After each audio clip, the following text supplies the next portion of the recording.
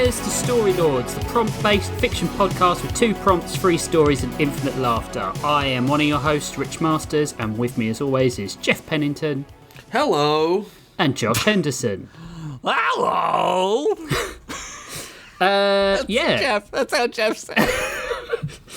Our prompts this week. We did the whole Afterlords about being nice to each other, and this is what happens. This is what happens. Rubber band effect. Our prompts this week were Psychosis and Orbs. Yeah. I haven't really got anything else to say about the intro. I did it really quick because I am aware I've got a rather large story this week. How many pages is your story? It's coming out at 13. Wow. There's a lot of... What in... Are you... What are you... You It's the don't last get an one. award for that. No, it's not. We got one more. Thanks, My Leo last one, Tolstoy. bitch. You got one more fucking War and Peace. Listen, Jeff, you've had some meaty tomes this Nah, never. year, okay? I don't think I've ever even broken 5, so...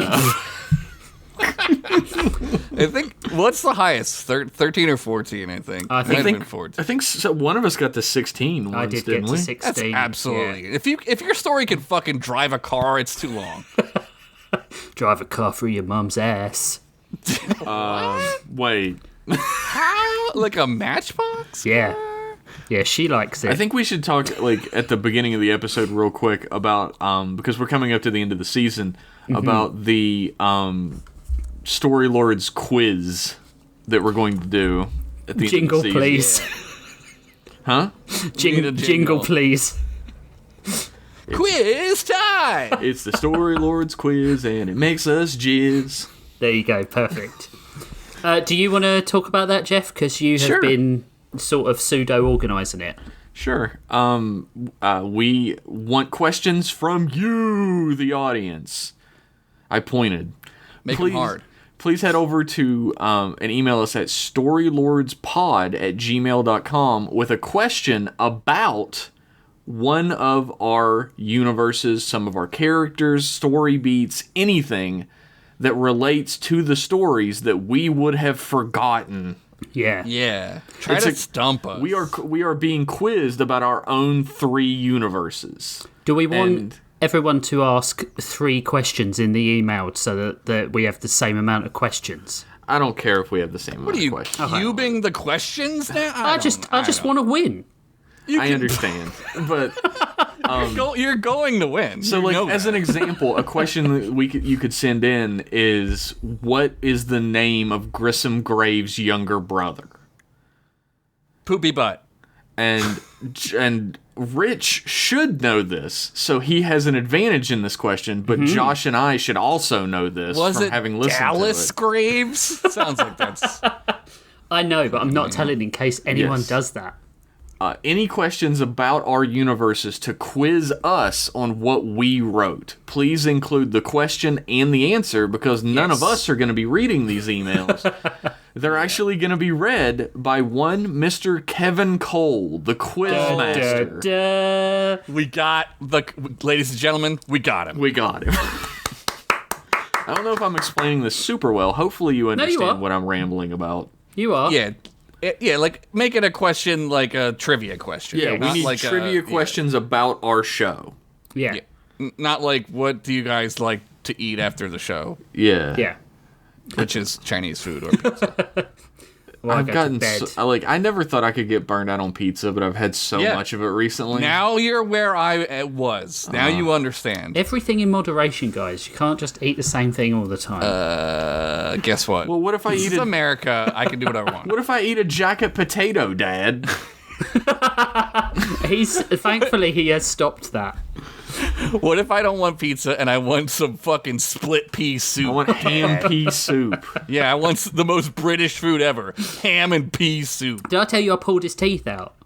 Yeah. I thought he pulled his teeth out. He pulled one of them out, and I pulled. He pulled That's 2 of them out, crazy. and I pulled the These other were one out. loose teeth, everybody. Yeah, I don't yeah. want you to get the mean- wrong idea. Evan lost They're- 3 teeth this week. They're loose when you hit them in the face, yeah. The first one was like horizontal, like Yeah. and I was like, Evan, that's going to get infected. I need to take it out. So I pulled one out. Wow, you're and then causing him to... That's why he pulled his Well- tooth out. He didn't want that.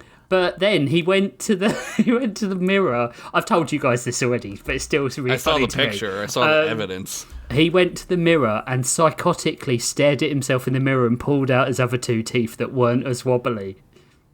Goddamn kid is like I swear to God, dude. Like that used to freak me out so much. I used to have like my aunt do it because she was the only one who I would like let do it. I would never have pulled my own teeth out. I just That's let insane. these motherfuckers fall out. Like, I wasn't in a hurry at the time. Yeah. His have been wobbly for like 2 months, and they're getting to the point where they're impeding the other one's growth, so they needed to come out. You gotta just make an al dente jacket potato and make him eat it, and it just come out. Al dente. Al dente, a raw jacket potato. Yeah, like a raw ass potato. No, Right. but please send in your quiz questions to storylordspod@gmail.com. If you don't send any, we can't do the show, and I guess we'll have to tell Kevin to go home. Yeah. So please don't send make them us in. do that. Don't make us do that. If we've He's gonna got drive all the way to London to do this. London. yeah, that's going to be fun. We need a lot of questions because ideally Yeah. I'd like 2 episodes. You guys worth. say that, but I am going to be so. I'm not even going to be able to answer my own questions Yep. about my. I That's have kind of no what I'm idea. worried about, is that I'm not going to remember my own stories at all. I don't remember anything that ever happens in this show. I never remember. Really? You're the host. Anyway. So, with that out of the way, we're gonna Oh wait. we're gonna delve deep into the misty fog and dank, dark-smelling basements of Spooky Vision. Calling me out right here on the show, huh? Yeah. The title of my story is "Come on, Ride the Train, the Choo Choo Train, Woo Woo of Thought." Thought. TK Kanzaki stood in a haze of cloudy white, thicker than the white I blasted into your mama's Rob Zombie's House of 1,000 Corpses last night, What in the fuck do you call it that for? but not quite as ropey. Whether that's her ass or vagina, I'll leave up to you to figure out. Ooh, dude, stop trying to figure out your mom's genitals. What the fuck? LOL, got him. Just beyond the edge of the haze, she could see her friends all laying sprawled out against the spotless bright floor of the white room, each of them struggling with all of their might to move, but denied by an unseen force beyond even her vision. There among them, far more motionless, was her own body, face down on the floor with wide, empty eyes fogged completely over like free Zima night at the college town bar. What year were you in college? What year were you in college, Josh? I was probably at college when Zima was a thing. I'm not in it, but I was visiting and fucking. Oh, I see. What is this? She whispered to herself, wrapping her arms tightly around her body to stave off the deep cold that was beginning to settle into her bones. Or her non-corporeal thought form or whatever. I don't fucking know. Astral body. Am I dead? No, Teresa Kanzaki. You yet live, as long as I will it. The familiar monotone voice burst the silence in her ears that she didn't even know had lived there until now. She swirled around to find the familiar crackling white form of Nil floating before her, more solid than ever before. What the hell do you want from us? Let us go, damn it, we can't even hurt you! TK screamed out, clenching her fists at her side. This is true. You cannot hurt me, Nil began, then pointed beyond TK toward the vision of her friends pinned to the floor before her.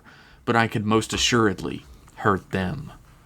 You must surrender your mind to me. I must have your abilities to perfect my evolved state. Fuck, dude, can you stop monologuing like you got G.I. Joe villain psychosis for 5 fucking seconds? Ding! And see what you're doing is absolutely fucking insane? TK screamed out, her voice causing the bright smoldering haze around them to ripple outward from her.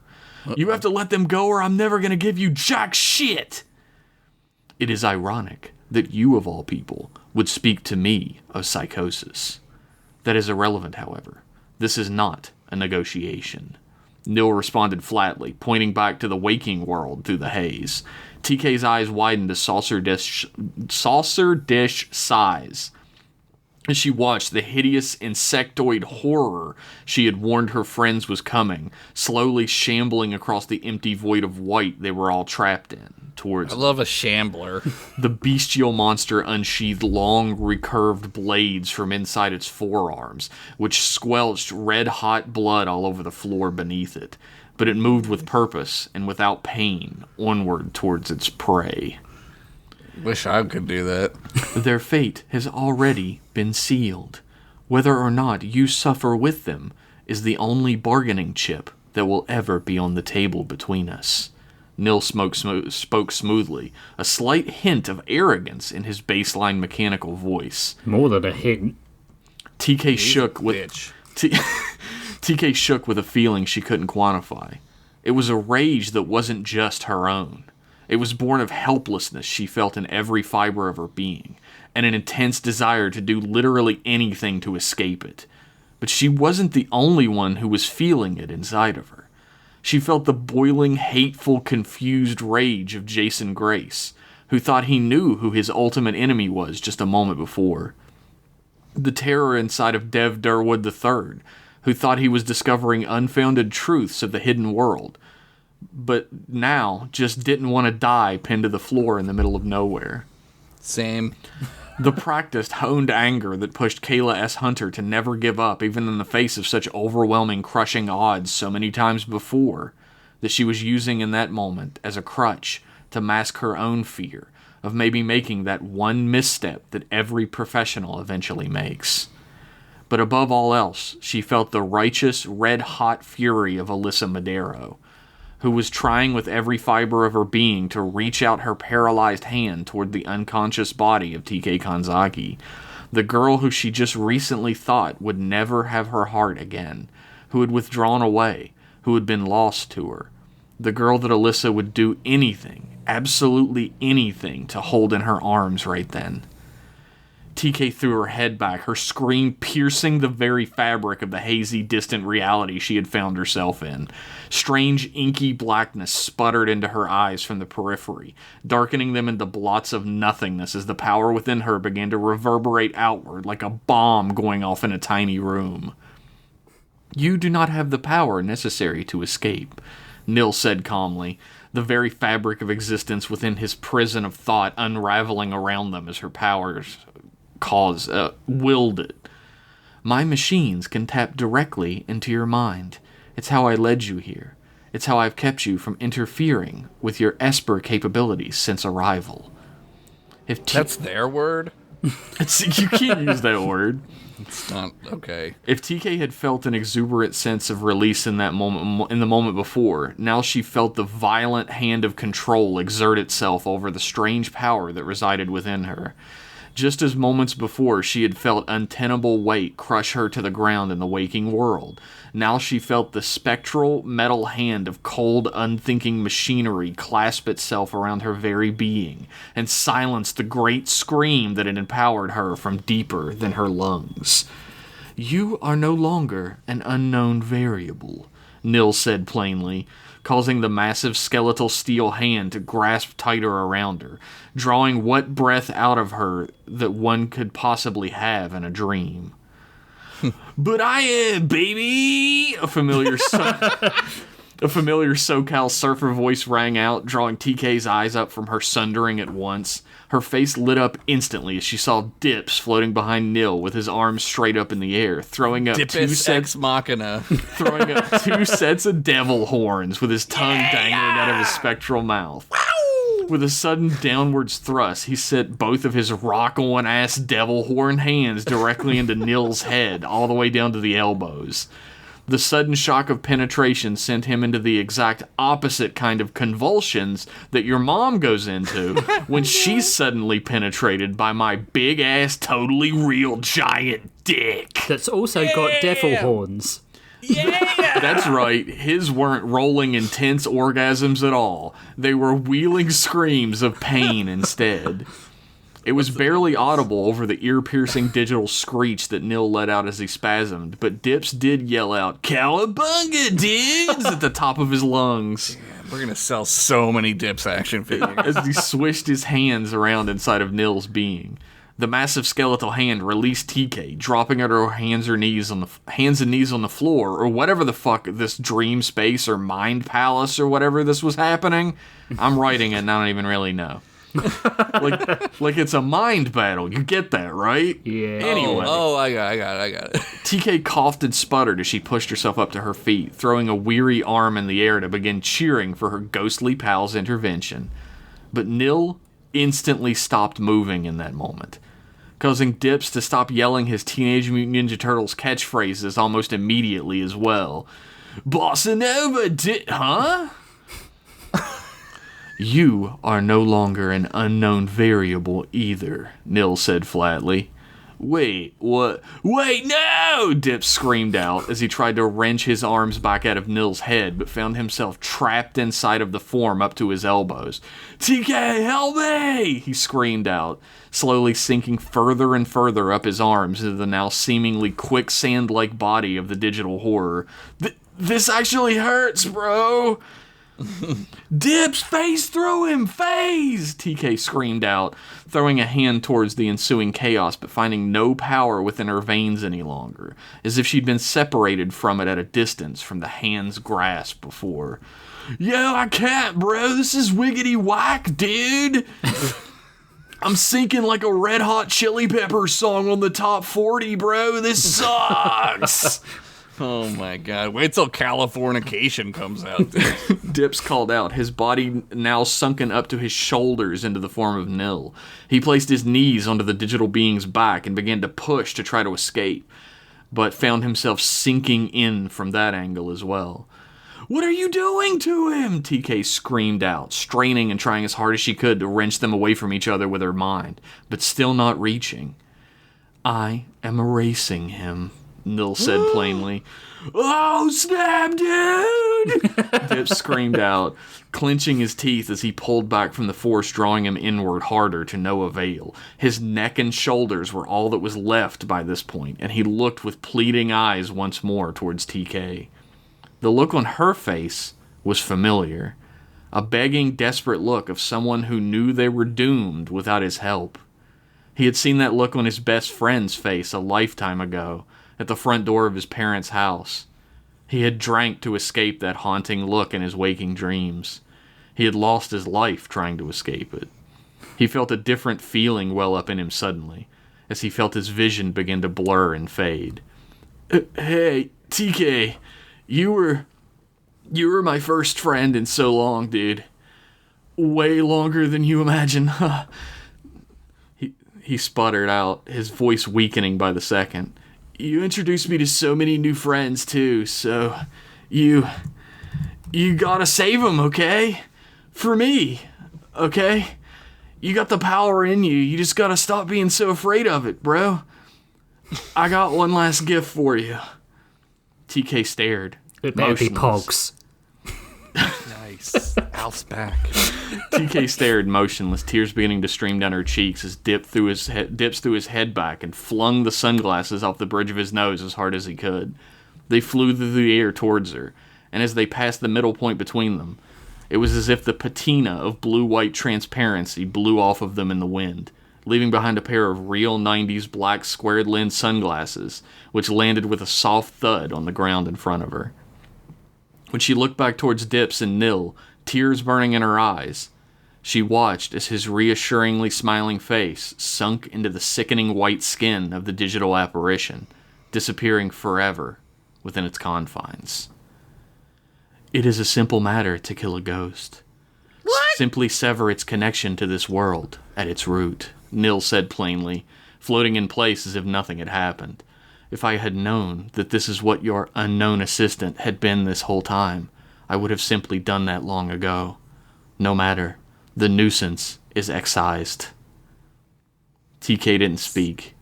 She reached over and slid her fingers delicately around the sunglasses that lay on the ground in front of her. She lifted them slowly and stared into the now dark black lenses, her hands shaking as she did. Dips' sunglasses. She turned them around her hands and slid them onto her face, covering her drenched eyes with them. She stood up straight. Nil turned to face her and opened his mouth to speak once more. She drew her arm from one side of the dream space to the other in one soft, controlled motion, and this reality began to explode outward like an atom bomb had gone off at its center, dissipating into nothingness at the edge of the periphery. Nil tried to scream as this floating essence was dragged along with the explosion and ripped apart at its edges, spiraling into nothingness at the edge of her mind as well. Nil's mechanical voice screeched out in the real world, its floating white digital form distorting horribly and drawing back away from the ground into the air, sputtering and trilling out as it tried to reform itself fully amidst the unseen blowback in its systems.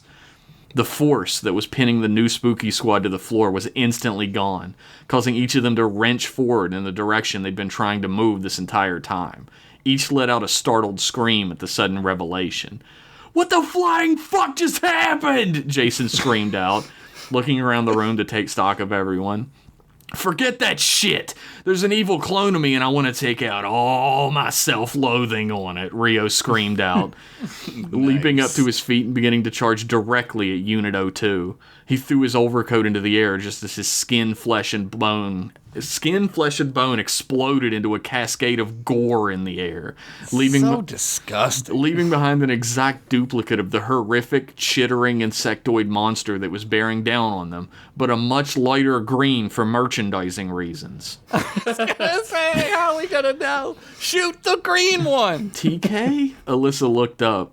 The instant weight on her was... the deep weight on her was... Wait. Alyssa looked up the instant the weight on her was gone to see TK already standing, heaving angry breaths with tears streaming down her face. She couldn't see her eyes to gauge whether she was in the trance or not in that moment, because she was suddenly wearing a pair of black squared-rimmed sunglasses, the kind you'd only find on a child of the 90s. The loathsome millennial. But that question was answered one way or another by TK's boots slowly lifting off the ground and her body beginning to raise up into the air as if drawn by unseen wires that had been digitally removed. Thanks, Industrial Light and Magic. Classic. Orbs of dithering, barely visible energy encircled her as if she was at the eye of the storm. Nil held his hands on his face for a moment, attempting to try and stabilize himself as he floated 20 feet in the air inside this gigantic, apparently hangar-sized room. When he had removed them, he found himself face to face with TK, who was literally sizzling with barely visible energies which rippled around her like a stone on the surface of water. Her fists were also visibly shaking with rage at her sides. "You killed him," she began, her voice reverberating through the room. Everyone but the two cricket men, who had clashed into one another and began to smash around the room like two dollar store hulks, immediately looked up into the air at the sound of her words. "You killed Dips, my friend!" The entire room went quiet, even Rio stopping his barrage on Unit 02 and simply holding him down on the ground, as he was paying tight attention now as well. That thing killed Dips?" Devs asked shakily, his hands coming up to cover his mouth. "Technically, I simply erased his connection to this reality. He has gone on to whatever lies beyond death. Nothingness, I suppose." Fuddruckers. Nil returned blankly. "You rat fucking bastard!" Jason screamed out at the top of his lungs, reaching down and scooping up his silver-tipped axe and hoisting it into the air above his head. "Let's fucking tear these fuckers to shreds!" Yeah. Every member of the new spooky squad instantly began to scream at the top of their lungs in unison, their voices reverberating off the walls, even inside this football stadium-ass room they found themselves in. Rio raised his arm into the air and sluiced out a blade hidden in the forearm from within the muscles therein, sending a wave of blood flying directly into Unit 02's bulbous insect eyes, which caused it to recoil away. With no resistance coming, he thrust the blade down into the core of the beast, causing it to screech out and fling him away with the force of its legs. Jason ran full speed towards the now temporarily blinded beast and raised his silver-tipped axe high above his head and rained it down like brimstone into the shoulder blade of the massive ravenous bug. The axe cleft in deep, causing a disgusting, sizzling, bubbling liquid to begin pouring out of the room. Wound. And an equally sickening scream to escape Unit 02's chittering maw. Again, Ew. What was that again? Ew. Exactly. Again, it flailed wildly, sending Jason flying away from it with the back end of its elongated claws. Alyssa had been running toward it as well, but stopped just short and leveled her 9mm directly at the open, pus-flowing wound that Jason had left in his wake, and squeezed all 4 rounds into it, one after another. The beast drew its head back and screamed in agony, swiping its massive claws at nothing in its baleful vengeance. "Come on, come on!" Dev screamed to himself, his fingers running across the nearly imperceptible squares on the floor, near the limp body that once housed Nil's mind in the center of the room. "Here!" he cried out, dipping his fingers between the crease and yanking upwards as hard as he could. The tile square popped out and clattered onto the ground next to him after a long struggle, revealing a series of wires and a small terminal which was attached via some small wires coming down directly from the corpse's back. "If I can just hack into this using my TI-88 calculator watch, then I can reroute the coding that was used to ground us into a continual access loop, so it won't be able to do it again. Easy as rebooting for an incoming game. Guardian Bob, don't fail me now." He began pressing buttons on his small wristwatch as fast as he could, pulling out a small connector wire from the side of it, either like Inspector Gadget or Kim Possible, I can't remember which, and I'm on a roll writing this shit, so I'm not stopping to Google. Yes. Fair. Yes. And he plugged it into the small console at the epicenter of the massive wires. As Captain Nerdlinger did his best to contribute to a fight scene for the first time in his life, Kayla S. Hunter was springing into action herself. She had seen her opening a couple times, but had been kill-stolen by the younger members of the squad because of their better reaction time, though she'd never admit to it. She had just been calculating a strategy is all. She's the real monster hunter here, after all. She saved the world even, goddammit! Anyway... She Mega Man 3 slid across the floor and swiped her cane blade through the horrific insect's Achilles heel, or whatever giant cricket man had in their place. Who the fuck knows? It sent a spray of viscous... Entomologist. Yeah. Are you an entomologist, Josh? I love Entenmann's the cake snacks. It so sent a yes. spray of viscous blood like a fountain out of the flesh there. She turned her slide into a crouch through some kind of kick-ass kung fu mastery on the other side, holding her blade in front of her all cool-like. She still got it, baby. "This is all pointless. Evolution is inevitable," Nil said with a slight glitch and emotion behind his voice again. "We're gonna wipe you from existence." TK returned flat and cold. She held her hand up, the wavering orbs of air that flitted around her like a living aura dancing out onto the wind and elongating into blades that sliced into the strange digital form of Nil, causing it to sputter and static for a moment. Nil screeched out in a strange approximation of pain, but instantly righted himself, his sputtering image returning to normal. "I will end this pointless rebellion now. I have suffered your ignorance for far too long. I will simply re-engage safety protocols." "Got it! Woo!" Dev threw his hands in the air in triumph, the motion causing the wire from his watch to accidentally disconnect from the console below the floor. My God. "Oh, oops. That doesn't really affect the fact that I got it. We're still good. It's fine." Oh, thank God. "Why isn't the safety protocol activating? What have you done?" The normally monotone voice of Nil was now wavering with human emotion. "We've won," TK said in a hateful spit, holding her hands up towards Nil once more. The flickering digital form was instantly rooted in place in the air, his body beginning to warp and stretch at the edges as TK exerted control over it. "And you won't be escaping your fate. I'll rip you to pieces if I have to see that you pay for what you did to Dips." There is always an alternative, Nil quoted himself from a short time ago. The white light of the room suddenly turned a deep, startling red as sirens began to sound all over the building as far as one could hear. A deep, dull, loud alarm which droned and quieted in sequence.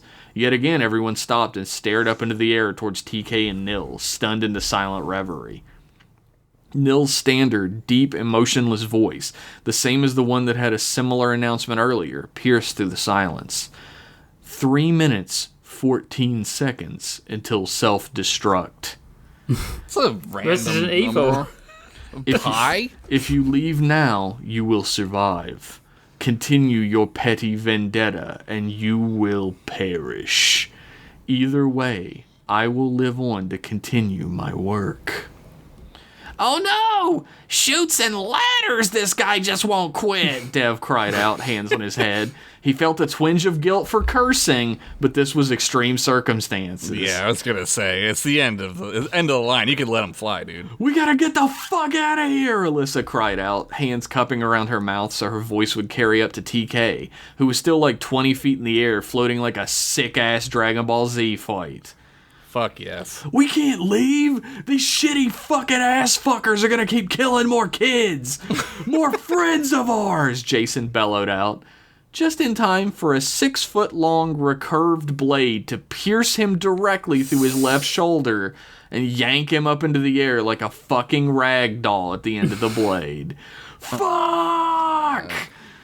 Unit 02 stood with rage flushing through every fiber of its being, holding Jason's dangling body in the air in front of it and brandishing his other long arm blade towards the rest of the group. Everyone took a step back, each of them with mouths agape and eyes wide. Jason! Dev cried out, his voice echoing through the giant empty room. Oh shit, Alyssa sputtered out. 2 minutes until self-destruct, Nil called out flatly, still shuddering in TK's mental grasp. Well, fuck me, I guess, Kayla groaned out loudly. To be concluded. Oh! Oh, what? Hit the brakes on that one. Oh my god. Okay. What's gonna happen to our remaining heroes? I'm sweaty from that. Fuck you, Neil. I know his name's Neil. Neil deGrasse Tyson? I would call him The Neil. real villain. I would call him Neil just to annoy him. Stupid Neil. Yeah. Neil. Got him. I'm hoping that Dips went to the heaven that he deserved. He might come back. He went to heaven, hell, or elsewhere. I don't know. Blood Ruffles. Nah. Ally. No. God, ally. I don't mean to spoil anybody, but like, don't get your hopes up on Dips coming back. No, I thought it was proper something Dips. that somebody would say who's planning on doing the old switcheroo. I mean, if you want to do this to yourself, you can. It's fine. I mean, I've been in denial about worse things, Jeff. I mean, very true. Bring back Boris, and then we'll talk, Josh. What the fuck? Is this like a hostage transfer? Like, what are we doing here? Blackmail situation. Freaking standoff over here. Man, that felt like really quick. It was 8 pages. There's a lot of Yeah, action. but it was because it was a lot of action and a lot of dialogue. Like it What else just is there? Exposition. I guess it's true. Exposition, yeah. Which I did a lot like- of last episode, so I didn't have to do with this one. I'm like the Quentin Tarantino of writers. I love dialogue. Yeah, me I too. also love dialogue. That's how Did stuff you guys happens. get the joke? No. I'm ready for my story. Something tells me this is gonna be a good one. Oh my god. If you had said you wanted more feet in your story, I would have got it. Jeff already like thinks I love feet. He brings up And it's feet only- a lot. It's Only because the one time he caught me like licking his foot while he was asleep, and like I've never heard the end of that he innocent. kept saying it's a prank, misunderstanding. bro. It's a prank. Yeah, It's a prank. Get it? And I was like, "What's Did the you get prank?" it? And he said, "I lick your foot." It's the prank. The what just happened was the prank. I said. And I said, "Why Get do you it? have your dick out?" And he said, "It's part of the prank, bro." Get it? I'm recording with it. Do you want to get it? I mean, do you get it? This is a Right. disgusting end to my segment. Thanks, everybody. That was a great story. That was great. I can, don't take this the wrong way. I can't wait for the conclusion. But it's I can't because wait until Why it's would over. I take that the wrong way? I can't wait until it's over, too. That's how I thought he might take it in a jokey way, and he did. It's only because he set him up. You set me up. I had to knock the pens down. The next Right. episode is going to be long. I could tell. Okay. So enjoy the brief respite. All right, cool. Right, 1 part done, 2 parts to come. Come back soon. Come.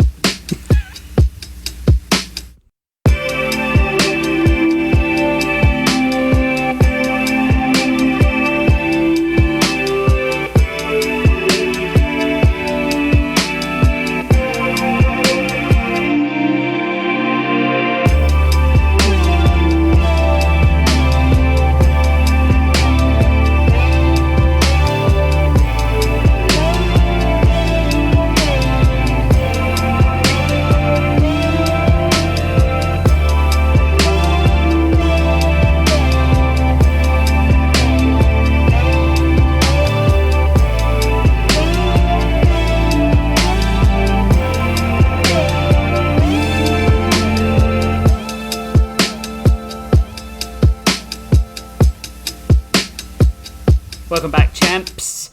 Hope you're doing well. Hope you Champs. enjoyed that musical interlude by Greg. Why wouldn't you? He's a genius. We are back, and we're going to head through the deep and dark forests of Daranos. We're not in a forest this time. It's a desert.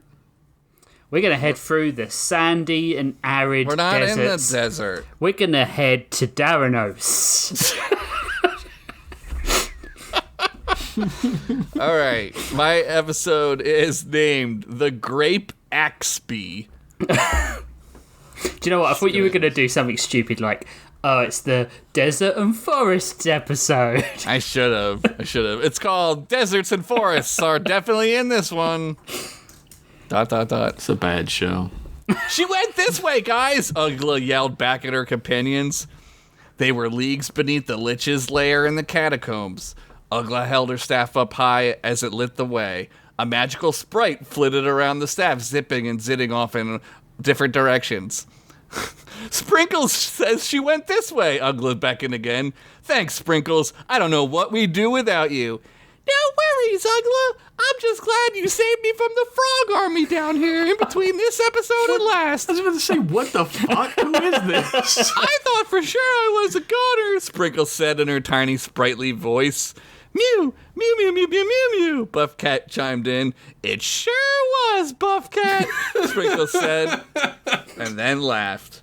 Gary brought up the rear of the group. He turned around and shone his torch down the hallway they just came from. Guys, I think we're lost. I swear I've been down this cave tube before, he said, thinking hard.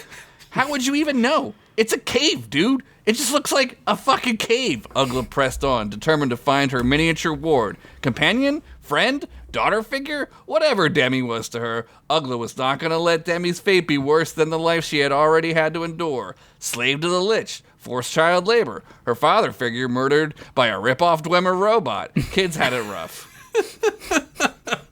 I think we all remember that childhood trauma we all went through. It's very close to my story. My backstory. My protagonist story, as the Gen Z's call it. I hate a protagonist story. Don't even. We should have a whole podcast. Yeah, it's crazy. Don't set him off. I'm pretty fucking... I'm pretty sure we've been this way. Gary looked again at a stalactite.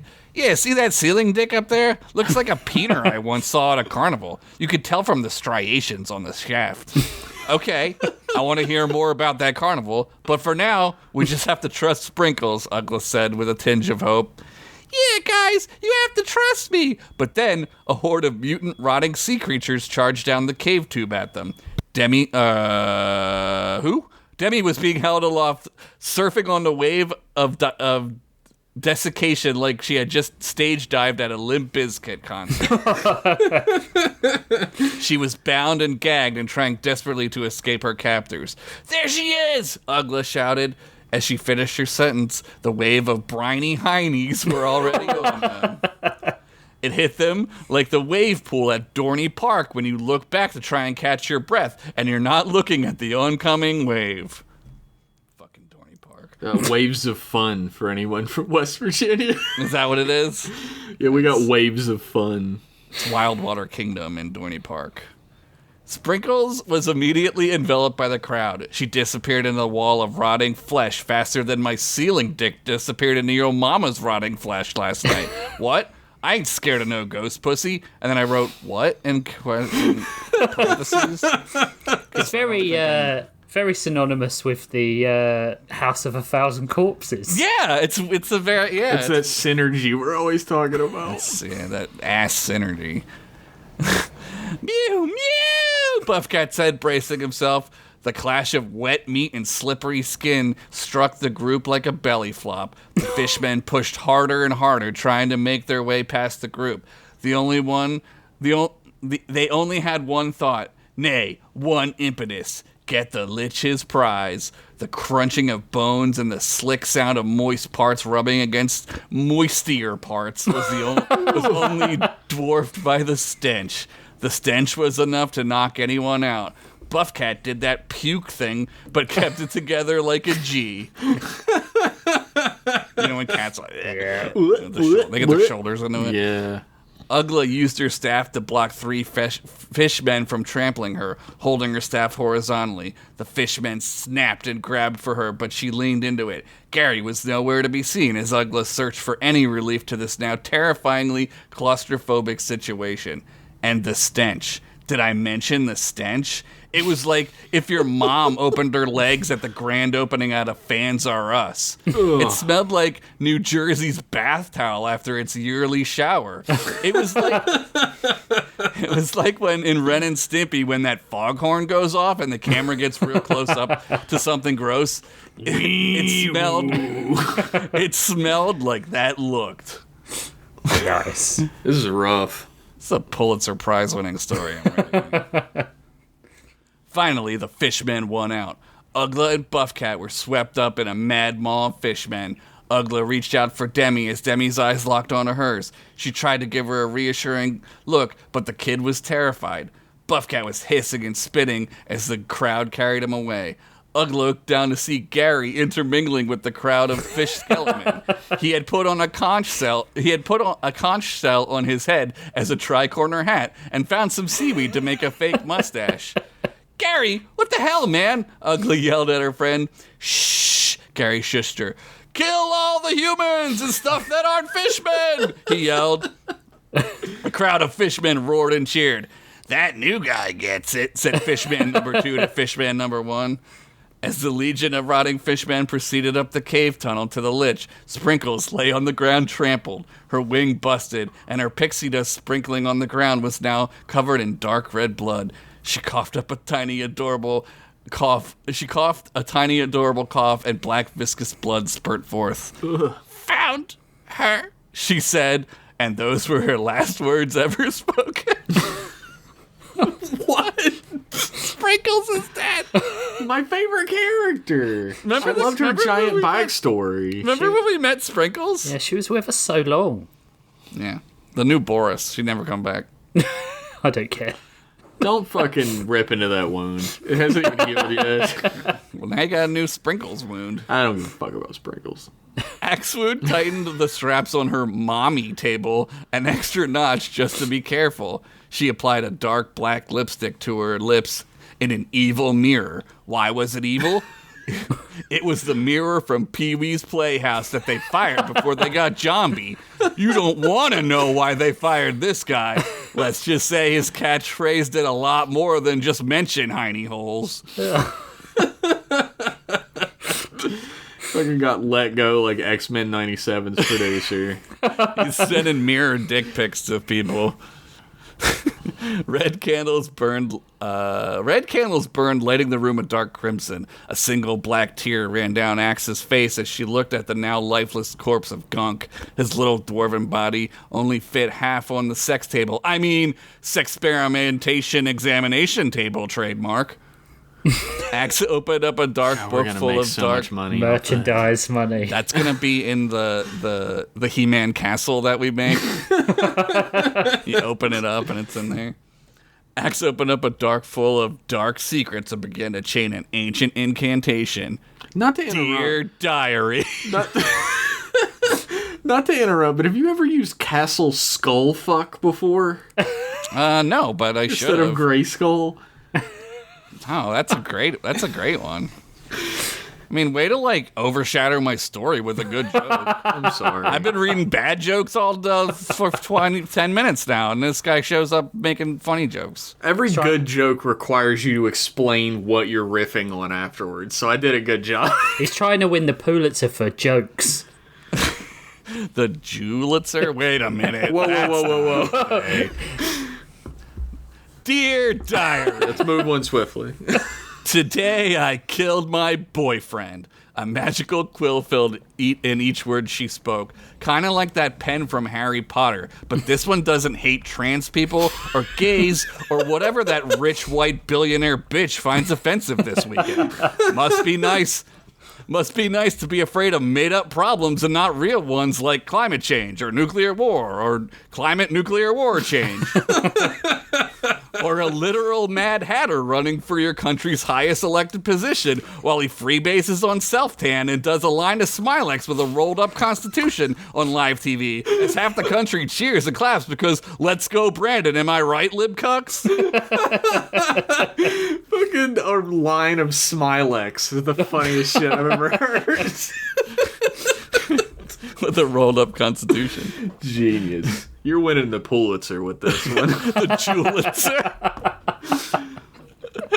That's the Pulitzer for jokes. Don't look into it. Don't worry about it. It's spelled differently. Don't look into who's won it every year. Yeah, don't. Weirdly. Am I right? Dear Lord. Whoa. Maybe we should cut this part. Go ahead and read your story. But I will rebuild him. I will make him better with maybe a bigger hog. Not that I'm complaining he had a pretty chody crotch tusk down there, but why stop bettering ourselves? Am I right, libcucks? I forgot I wrote that. What an idiot. What an idiot. I'm so stupid. Axe slammed the book closed immediately, killing the sentient quill, smashing it between the pages describing her perfect day and a list of celebrity dicks she'd like to reanimate for science. She raised her hands high and a brisk ice-cold breeze blew through the room. All at once, the candles extinguished and reignited themselves, this time a verdant green. Rise, robot chicken, rise, she chanted. Her eyes glowed emerald as electricity shot from her fingertips. Tips? Oh, wow. Fingertips. Freudian. Whoops. Above the sex table, crude Tesla coils absorbed the electrical energies and distributed them throughout a complex and evil device. Above the table, a skylight opened up to reveal two blood-red moons hanging in space like a spanked ass that got clapped so hard they're gonna have to use one of those airplane pillows to sit on at the office tomorrow. Suddenly, a large green bolt of power shot from Axewound's chest. The charged bolt struck the lifeless corpse. The neurons and nerve endings jolted inside of the body as steam and the smell of burnt toast filled the room. Axewound screamed as a final surge of power from her magic drained from her own body only to be transferred to Gunk's. With her power spent, she collapsed onto the floor. Her knees hit the cold stone as the candles blew themselves out. This time, they did not reignite. Axe panted and gasped as a stone grasped at a stone in front of her. Her nails grated into it as she clawed her way over to the corpse. She pulled herself up and knelt sobbing into Gunk's burial shroud. Steam rose and sizzled in the air. Crackles of electrical power zidded off magical supports and bolts on the table. "Come back, Gunky," she pleaded. One of Gunk's mechanical hands began to spasm to life. Axewound gasped. Groaned the corpse of Gunk. This Franken-Gunk was alive. Gunk screamed as he grabbed his chest. "Gunk, you're back! I knew I could do it," Axewound said, patting her own ego. You fucking stabbed me with a dirk, you crazy bitch! Gunk screamed as he sucked air. The air filled his lungs like a thirsty man finding water in a desert. Aw, Gunky, if you keep sweet-talking Mama like that, I might not have the willpower to let you rest after your incident. Axwoon gave Gunk butterfly eyes. My incident? Gunk screamed. He tried to move his mechanical arm, but it wouldn't budge. He was belted down onto the table. Though this might have made him get a half of a chub before, right now he just wanted to get up and get out of here. Oopsie, can't have you running off, Axwood said as she moved to brush the hair from Gunk's eyes. Wouldn't want you getting away again. I almost lost you back there. You almost lost me, Gunk said, now very confused and very scared.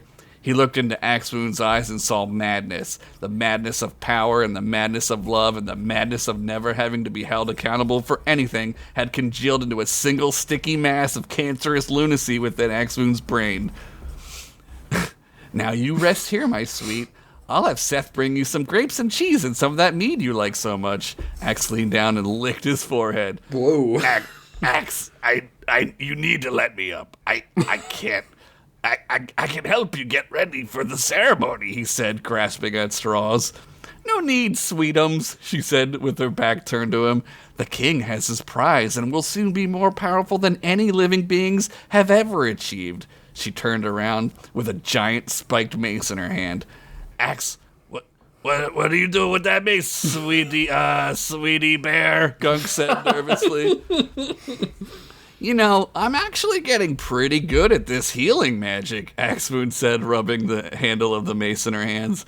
Oh no, Gunk said, fully realizing just how far off the deep end Axwoon had gone. Oh yes, she said. She rose the mace upward and swung down into Gunk's left ankle, completely shattering the bones into broken shards of pain. Jesus. His foot nearly severed off the bone from the force of the impact. Gunk screamed in pain. Where his foot was now just disjointed wetness. It felt wrong, like using your non-dominant hand to write. His foot was all but gone in his mind as he tried to look down at the bloody, messy, pulverized semi-stump. You just miseried me! Gunk shouted. Axwood tossed the mace aside and waved her hands like she was doing that orb dance at a rave in 1998. Green magic flowed forth once again as its cooling relief hit Gunk's bloody, chody half-foot. He sighed in relief as the magic dissipated. He looked down to see his foot was fully healed. He wiggled his piggies and even noticed that they had been pedicured and painted with smiley faces. You, Axe, you gotta talk to me here. What the hell is happening? Gunk pleaded. No time, love. Mama's gotta become a god, she said as she left the room. Axe! Gunk shouted, but there was no answer. In the corner, Seth the Snake Man was munching on some grapes and sucking the juice out of them with one sharp fang. You want some of these grapes? He hissed at Gunk. Gunk slammed his head against the table in frustration. In the main hall, the Lich was full lotus in the air like that Buddha statue at the Indian place I go a lot. They have really fucking good gulab jamun. Wet donuts, man. Don't knock it till you try it. Or better yet, don't try it and give it to me, sucker. Foolproof plan. An automabot pulled a chain which winched up a horizontal type of stockade made out of gold.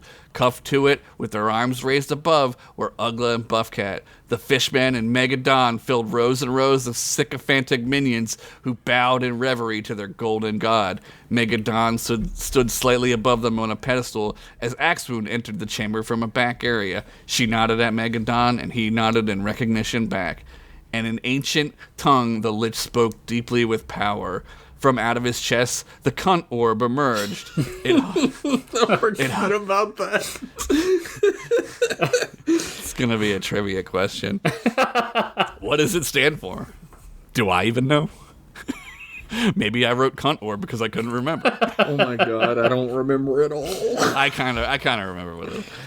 It hovered in the air as fishmen and automabots oohed and awed at its golden magnificence. Axewound took her seat next to the giant floating lich. His enormous legs touched the ground as he shrunk himself down to a more manageable size, although he still towered above everyone at about 10 feet. "Silence, my faithful," he shouted. A hush rippled through the crowd. "Today we reclaim what is ours. The world which was taken from me eons ago. A world which I was programmed to protect. A world which forgot me and let me to rot in the dirt. A world which I will remake."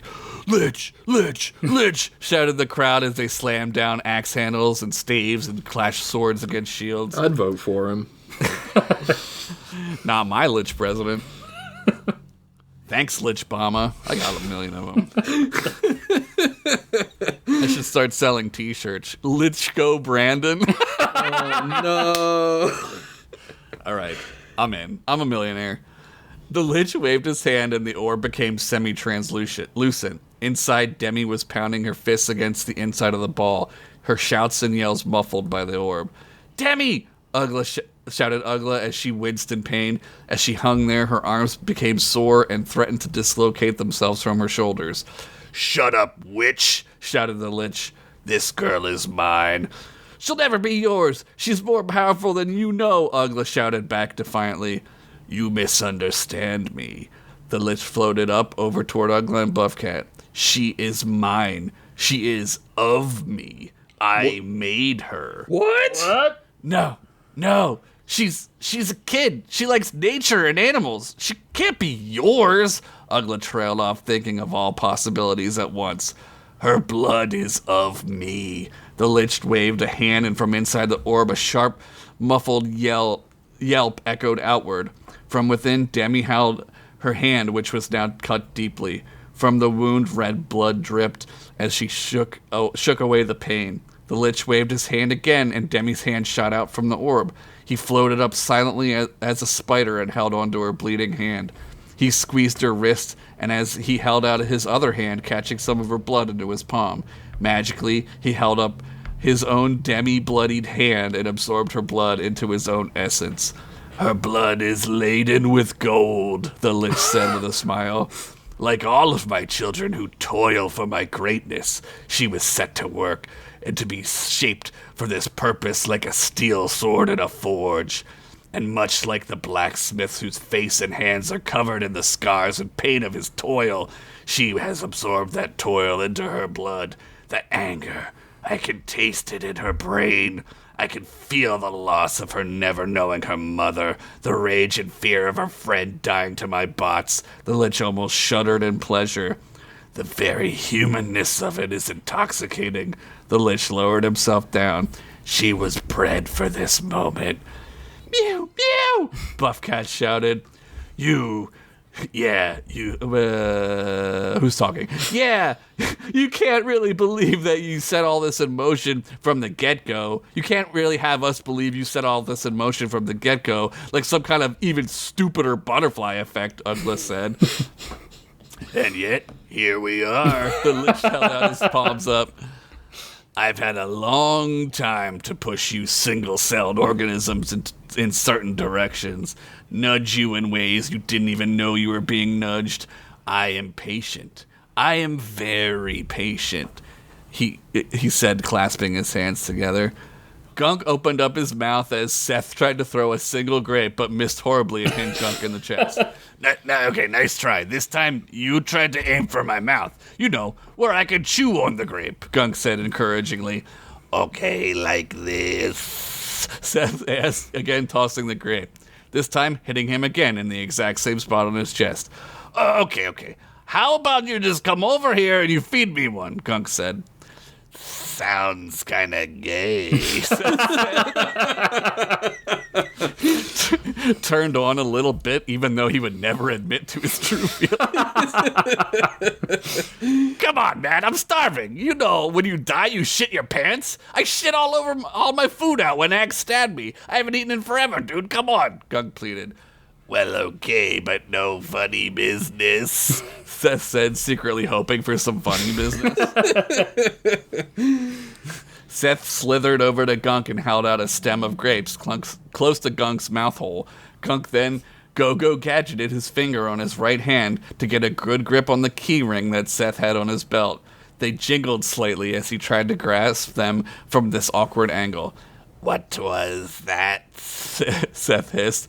Oh, my stomach. It jingles when I'm starving. It's a dwarf thing, Gunk lied. Freaking weirdos, Seth said as he held the grapes closer now. Almost there, Gunk said as he simultaneously tried to get a grape in his teeth and grabbed hold of the keys. Got it, he said, crushing a green grape in his mouth. Click! The sound of a lock being opened clacked against Seth's snake ears. Thanks, bud, Gunk said, as he then put Seth into a sleeper hold. His mechanical arms whirred and flexed. The snake man was strong, but Gunk was determined. Finally, after a struggle, the snake man went limp in Gunk's arms. He used the keys to unlock his appendages and took a stem of grapes for the robe. Grape work, snake dork, he said, patting Seth on the snoot. And with that, he was out of the room. To be concluded. Oh, what? Well, Sparkles is coming back, though, right? Sprinkles? Yeah. I forgot her name. Yeah, Sprinkles is coming We're back. so caring. Yep. Seth. I fucking love Seth. I couldn't kill him because he's so funny. Why do you create these characters that I fall in love with? I didn't kill him. He's not dead. But you'll kill He's him. not dead yet. You'll take him away from me. What do you... Look, we all die, Rich. We all die. Just part of the Sometimes we journey. die twice. Sometimes we do. I took Humi away, so... That's true. You fucking really... That's why I was in a bad mood all week. I love Seth, even though he is slightly too concerned about being gay. His sexual... Yeah. There is something about, like, when you're writing something for an audience in pieces and they're, like, giving you feedback and stuff on it. When they start to like a character, like, a lot, Yeah. Yeah. you're kind of like, maybe I should kill that character. Yeah. Yeah, I told it's you. I tempting. said this It's last tempting. season, and everyone called me a psychopath.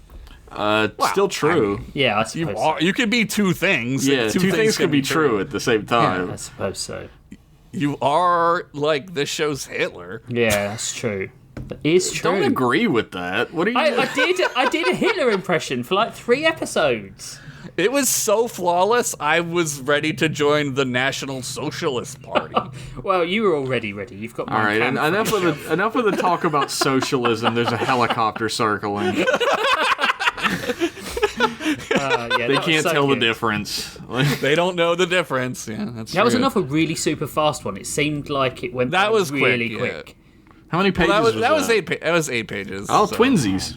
Yeah, I usually go 8. Yeah. Your description of like the Lich talking about like the world being taken from him, the Lich talking about Demi and their connection, and there was one other part that I like got overshadowed by those in my head, but like I said last time that was some of your best writing. This is also some of your best writing. This was like fucking like I was like, damn, I'm feeling this.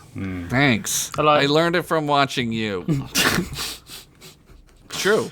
I gotta up my game with you fuckers. You guys are like, I'm a writer. I'm trying to win a Jeff, Pulitzer. And then Jeff shows up. He's like, I can write and draw, and so does Rich. And I'm like, fucking goddamn it. Yeah, Rich is always revealing new shit about himself that we should have already known. And Yeah, the Rich fact is that like, he was an I artist invented was the another one of those elevator, and things. you're like, what? I'm the ultimate cock tease when it comes to revealing stuff about myself. I don't do it all up front. So, like when you guys found out I had a tattoo, and I was like, "Oh, have I not told I you totally that before?" forgot about that. That was not the biggest. That was no. nowhere near the biggest reveal you've made to us, by the way. What was the big one? Yeah. The big one was about X. Ah, Yeah, which I won't reveal Twitter? on the show. His Twitter account? yeah, my Twitter account. The fact that you're actually Elon Musk was pretty fucking crazy. Oh man, if I was Elon Musk, I would be so good. Everyone would have that money in about 5 minutes. It'd be. if I gone. woke up as Elon Musk, maybe bullet sandwich. Yeah. Might be time for a brunch with a shotgun barrel. Oh, but if I The was, money would be sent out first. Yeah, Yeah, I would give you guys all the money. I'd be like, Us? yeah, just you two. I'd do wonderful things with that money. Yeah, like get a tattoo. I would set up so many charities and give the money to them. What's crazy about your tattoo? You would? That's crazy. That's even crazier. That's weird. I think the craziest thing about your tattoo is what it is. Yeah. Yeah, it says "Kill Whitey" on your stomach, which is crazy. And it has a black fist, like a black power fist, but it's white for some reason. It's just, I guess they didn't have enough ink to fill it in. I don't know. I mean, look, like, you've got to go with what the tattooist suggests. He's like, this will really confuse him. I'm just a canvas. I don't have a choice. Anyway, I feel like Kill Whitey would go over better with women than what you already have. probably. I don't remember what it is. What is it? I don't remember. We'll have to tell you during the I'm not commercial. saying it on stream. Is it the Stream? shocker on his butt? No. We'll tell you during commercial. It's the devil horns. Either side of my side nad. Tasteful side nad. Damn, that must have hurt. Excellent story. We'll be back in just a small while for part 3.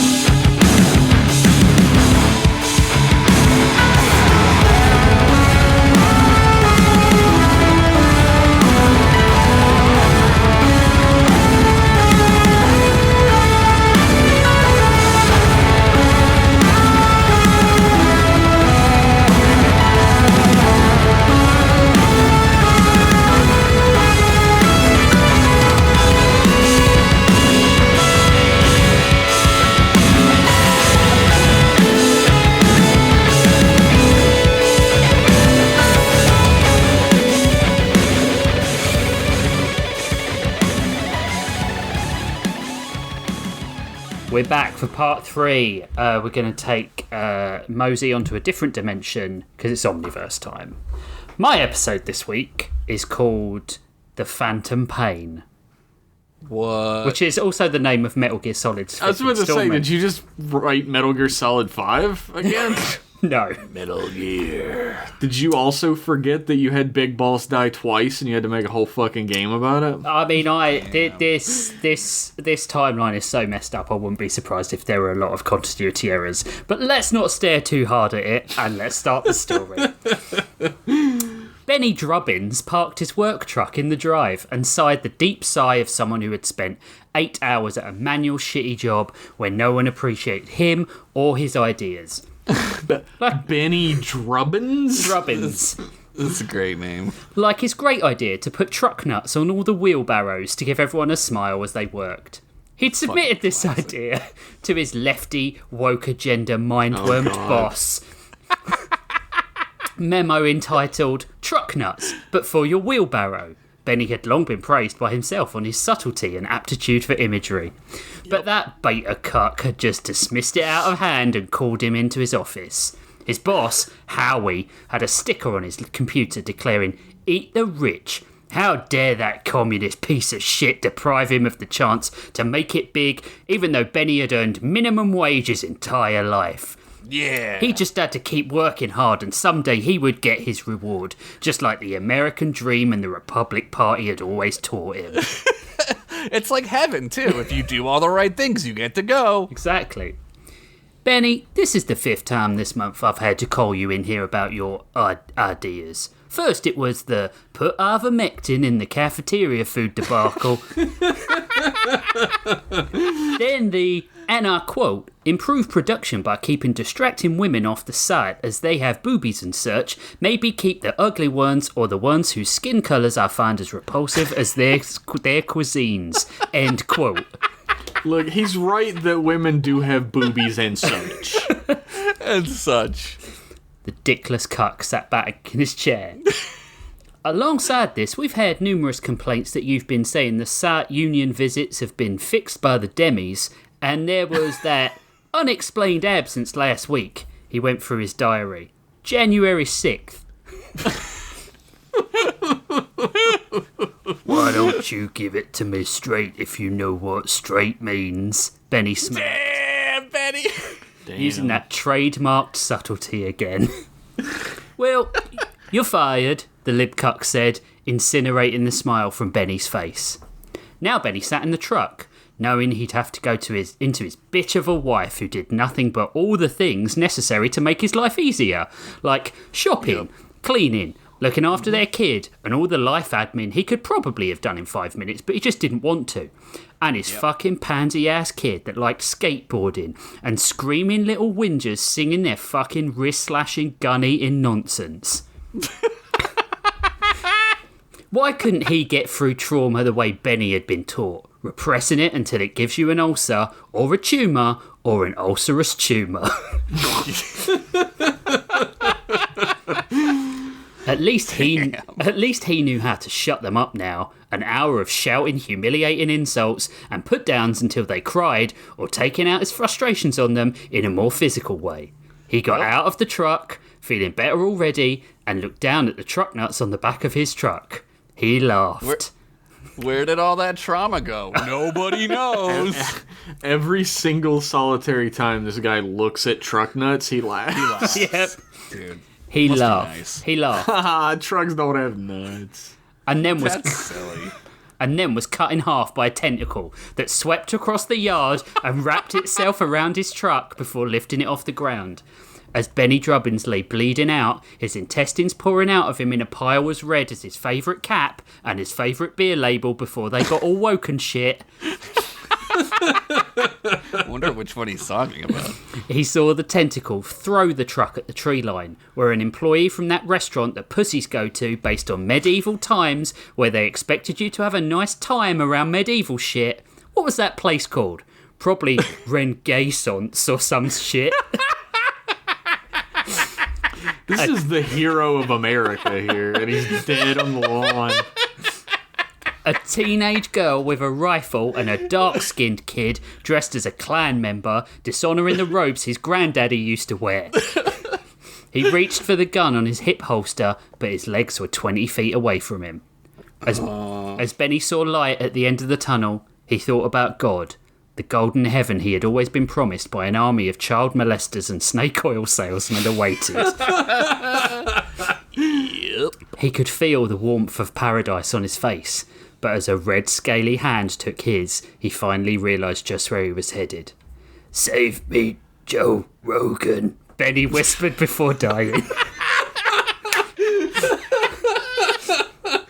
Holy shit. "Hey, somebody help that man," Florgo said as he threw a bolt of ethereal flame towards Malcolm. He's wearing a MAGA hat," sneered Kellen. "Oh, never mind," Florgo said as he dodged a return shaft of energy. Just pull yourself up by your bootstraps on the other half of your body. Baby Kellen laughing at being thrown around in the baby carrier. "You see, I'm not all bad," Malcolm laughed manically. Raph suddenly fell to her knees, holding her head as Florgo engaged Malcolm, trading blasts with him. Kellen rushed to her future self, concerned. "Don't die, bitch. I don't want to know my future expiration date. It will be an incredible lack of motivation for all my future endeavours." I can't do this. I can't keep rifting," Raph said. "My mind can't take this constant moving through time. 5 rifts in such a short space of time. It's too much." "I don't feel anything," Kellen shrugged. Raph put a hand on the young girl's shoulder to stand up. "Don't start that youth bullshit with me. You also don't have a bad back just from existing, and you don't have to wake up in the night to piss twice. I'm just further down the road than you." "It must be out to pasture lane or Donovan drinking from the wrong Grail Avenue," Kellen smirked. Damn. "Fuck off," Raph said, as the two of them and Florgo surrounded Malcolm. "This is getting so boring," Malcolm said in a sing-song lilt and stood up on his hind legs, waving a paw at them. "I'm just going to rift out again and rest. I'll catch you at the next one. Toodles!" A crackle of purple opened up behind him, and he fell backwards through it before the 3 could reach him. As soon as it closed, Raph fell to her knees, and Kellen kicked a plume of dust from the ground. "This is getting fucking tiresome," Kellen said. "What's that?" 5, 6 times. We take him to the brink of defeat, and he fucks off like a strange dad's on child support day. Damn. Gotta go buy those truck nuts, dude. Next time we can do it. I've been working on this binding spell Hallgrim asked me to learn. He kept making me practice on his neck. He looked over to Raph and Kellen, who were grinning at him. Ah, for fuck's sake, it was a sex thing, wasn't it? Raph sighed with a smile. Well, at least the bastard's consistent in all realities. Whatever happened to your lot? Kellen asked Raph as Florgo started a fire and started changing the baby. You never told me. They followed me on this MC Escher nightmare I call a life, trying to secure some sort of end to this cycle of Kellen and Raph. Raph set her helm down next to her and looked up at the sky. They gave, and I asked for more and more. And then they were dead. And at that point I replaced them with Humies and Ashers from other times, other versions of them. What did it matter, right? I was going to make it better. I was going to make one more timeline, pure and simple, where we could all be happy. Florgo looked up, the revelation more important than avoiding a stream of urine in the face. You're talking about reality hopping too. You can go to different wheres, not just whens? Yes. Kellen smirked. That's why we couldn't remember things as we were changing them. Me raising Ash for 10 years didn't happen to our Asher. Oryx didn't really meet his past self with Humi. It was a complete different Oryx. But Malcolm had said that my plans were solid. Yeah, I picked up on that too. I don't have a clue what he meant. Hey, look. Florgo laughed. As they turned, they saw he had put the helmet on the tiny baby. Raph sneered at him. That's not as funny as you think it is, she hissed. He took the metal bear helm off and put it back down on the floor. I don't get what you're so bent out of shape for. Being Kellen and Raph is much better than being an escaped demon with incel tendencies. True. That is very true. Which I'm really sorry for, by the way. I think it might have to do with why the rifts are affecting her. Isn't that right, Raph? Raph nodded. Jumping through time causes a condition. It's called anachrophasia. Aphasia causes a disconnect between the brain and language. Anachrophasia causes a disconnect from brain and time. If someone rifts for long enough, they suffer permanent mental displacement from time. They don't know when they are, in what order things happen, what day it is. So that's why you've been directing me through time, pointing me at your problems like a gun. Kellen was annoyed by the fact that Raph had exposed her to this sickness, using her to do her dirty work. It made sense, though. Raph had already become disassociated with the people, the personal connections in her life. The people she cared about hadn't even been created yet. She was Oh, must be nice. She was sculpting them. Small alterations here and there to achieve a level of perfection and change that simply wasn't possible. Excuse me, came a voice behind her. As Kellen turned to locate the source, a small, unassuming woman wringing her hands as she shielded a teenage boy with her body. Did you all kill my husband? The three time travellers looked at each other, suddenly realising that they had sat down and had a conversation, forgetting they were on somebody's front lawn. While Florgo quickly put out the fire he had started, Kellen turned, where half the man lay dead, guts spooling out on the lawn like a freshly coiled dog turd. Oh, that's worse than the guts. Probably smells like it too, dude. She stood and looked at the trembling woman. This was going to suck.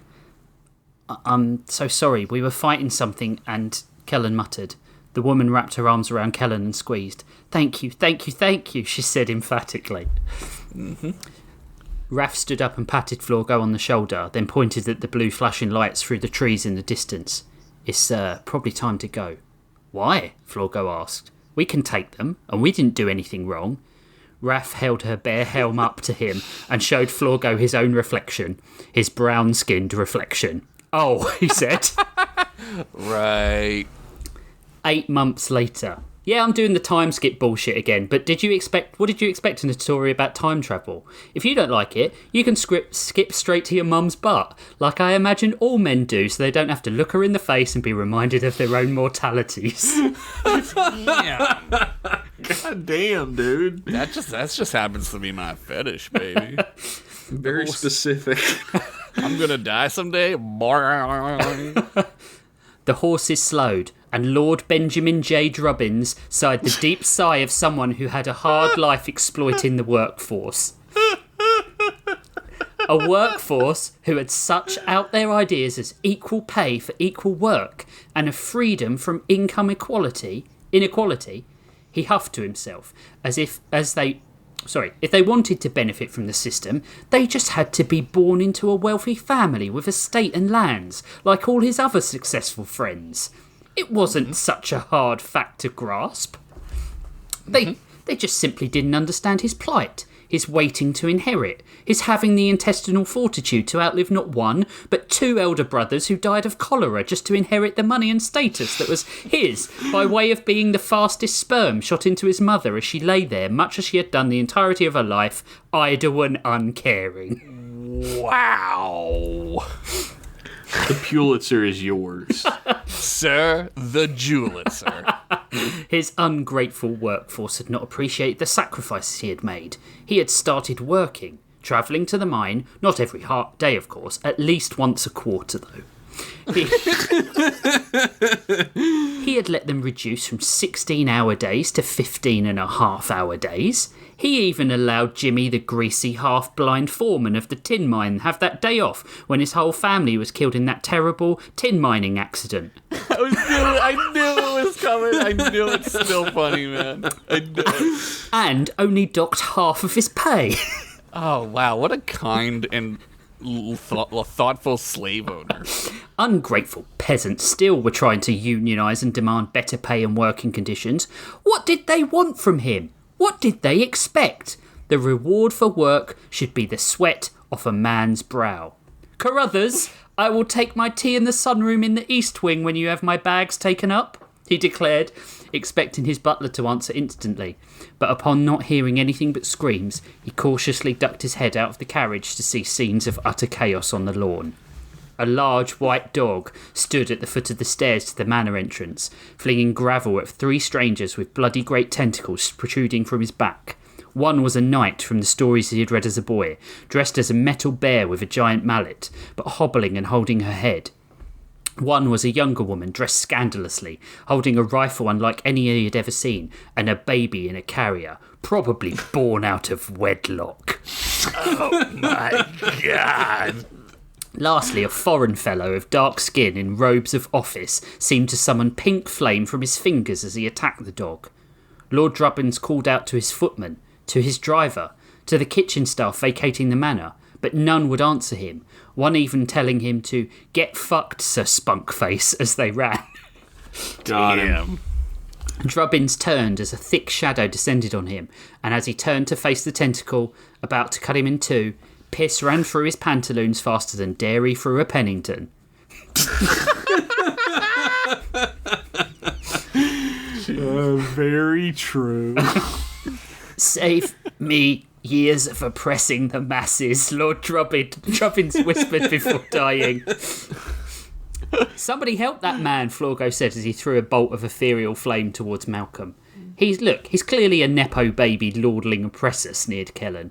Oh, okay then. Florgo dodged a return shaft of energy, the older baby Kellen cooing at the light show. Thick red chains emerged from Florgo's hands, entwining around Malcolm and binding him.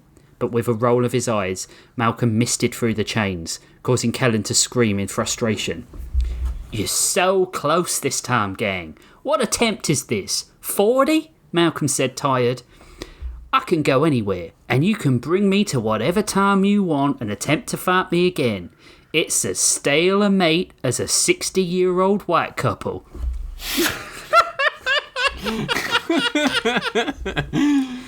You guys are gonna die of old age. Then I'll steal little baby Kellen and do what I need to do. My greatest weapon is time. Well, that and these sweet razor-sharp tentacles, but that time thing works better for me at the moment. Bye! What a villain. I love this dog. Can we make plushies? With little tentacles that come off. Yeah, with tentacles, yeah. Malcolm vanished in a swirl of shadow. cackling like the customer services department of Four Seasons Total Landscaping whenever Rudy Giuliani calls. So good. Alright, that's not exactly a timely reference, but man, that shit is still fucking hilarious. It's never gonna be not funny, dude. Florgo collapsed to the ground, panting in disappointment as he pulled baby Kellen out of the carrier and let her crawl around on the immaculate lawn. Kellen sighed. It had been a long time since they'd started this cycle, and she could have sworn the binding spell Florgo had spent a month learning would have worked. Raph looked up at her, holding her head as if suffering a splitting migraine, or as I like to call it, the Choco Henderson special. Nobody's safe. Nobody's safe today. Now we're just catching the strays left and right. Duck, Jeff! I can't, she shook her head, communicating painful for her. Kellen put a hand to the back of her former mentor's head. It was difficult finding the empathy for anyone who had messed up her life and cost her every family member and friend she had ever had, except for Florgo. Even then, watching Raph's deterioration hurt Kellen. She loved her in a way she couldn't really explain. Listen, Grandma, how's about you pull your waterproof panties up and get with the programming? We have to stop Malcolm, or all this will be much like your little black book, for nothing. Raph looked up at her momentarily in fury and then smiled. Thanks for being a reliable fucking bitch. Any time, Kellen said and sat by her. Ra, the baby waddled over to Raph and held her arms out. Raph picked up the kid and collapsed into Kellen's lap, silently sobbing. Kellen stroked her hair. It's time to move on, Florgo started, but as he turned to watch the 3 generations of the woman he loved, he let them rest, and tried in vain to figure out a way out of this, and also that trick where David Blaine used to float. He's a demon. That's how he did it. 4 years later. What the fuck? Bear Derb stopped pushing big rock and put hand on head in show of mad. No one think high of Bear Derb. They laugh at Bear Derb, even soft booby ones. He had brain words. Try push rock hard, be rock push teller one day. But others say Bear Derb no be good boss. Too much dingle dangle parts out. Too much bonk on head with stone club. Bear Derb walked back to cave where Bear Dub's stuff was. Stone club. Fur to cover dingle dangle parts he never wore. His woman he had bonked overhead to have moving time with. Bear Derb would show them with bigger arms and angry face. He would make them all like Bear Derb. Suddenly he saw a barker outside his cave, one of many colours, with thick arms poking from back. Barker! That shook and wiggled. From quarry came 3 others. One large woman Bear Derb would like to bonk heads who was part shiny, as if she wore the river when the fireball in the sky was hot.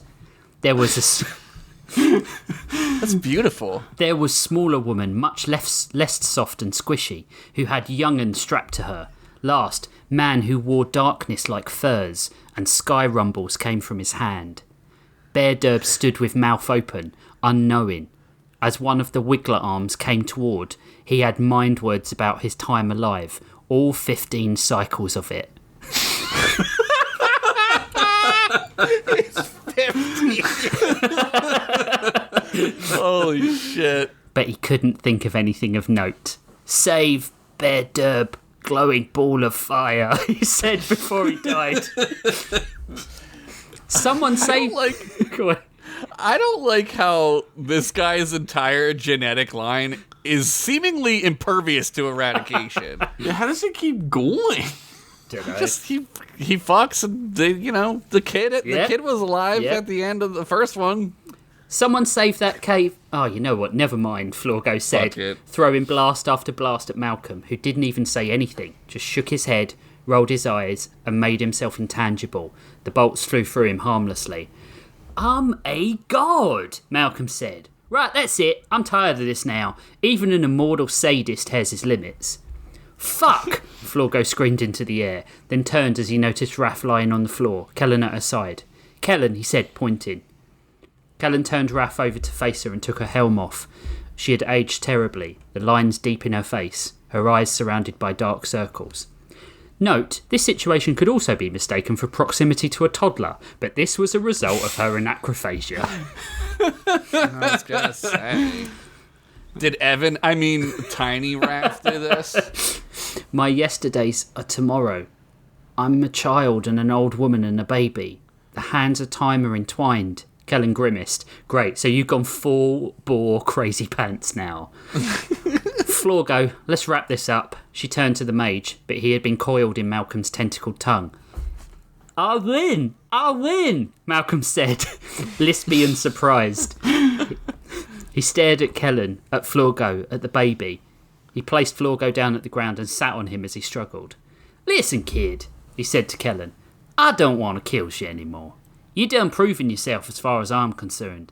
And at this point, I spent a long time trying and failing to enact these plans, which is just hella embarrassing for little old me. I'll warn you, mage, if you don't want me to butt scoot you all around this cave, you better stop writhing or at least buy me a steak dinner first. Nice. Florgo stopped moving instantly. What do you think? You let me leave, stop bringing me back here, and I'll stop doing what I'm doing and leave you alone. The dog seemed as sincere as he'd ever been with them, after nearly 4 years of consistent fighting. He wasn't looking at the kid, or Raph, but her. He was tired of this, much the same way as they were, but crucially, he was sweating. He didn't know if he could keep winning. Okay, said Kellen. Malcolm put all his tentacles up and backed away slowly. Okay then, I guess I'll see y'all nevers. He vanished in a swirl of shadow, leaving Florgo coughing up evil fart cloud. You can't possibly believe he's going to keep to his word. He's as evil as they come, Kellen, like Epstein and Weinstein and the completionist all together.